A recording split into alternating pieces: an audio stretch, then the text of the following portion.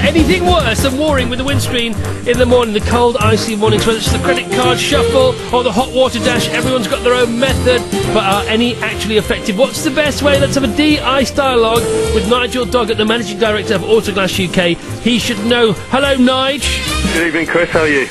Well, as we know, we're in the middle of a really cold spell at the moment, Chris, and most people are having to de-ice their cars in the morning, but there are a number of ways to help. But we recommend at Autoglass either using a scraper or a de-icer as the best way of getting the ice off your windscreen. So does it mean that hopes for a quick recovery are dashed? Here's our money reporter, Ben King.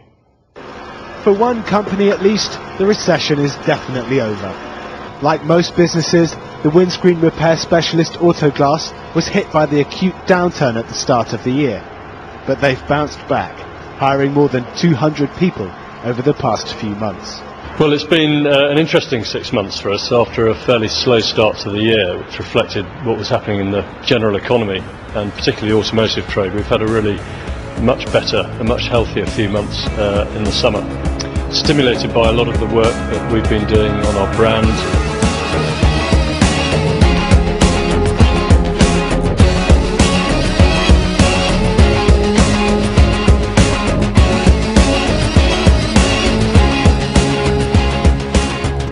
Good evening to you. It can ruin lives and take lives. That's the message to people who throw objects from motorway bridges at cars.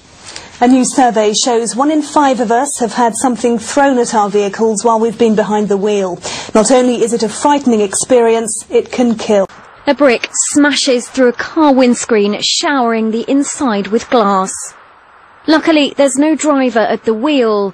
This is a test filmed to show motorists what can happen if someone hurls a missile at their car. According to a new Autoglass survey, that's something 1 in 5 of us have experienced.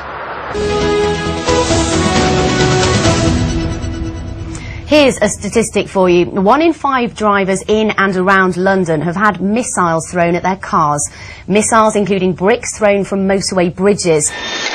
This is what happens when a brick comes through your windscreen at 70 miles an hour.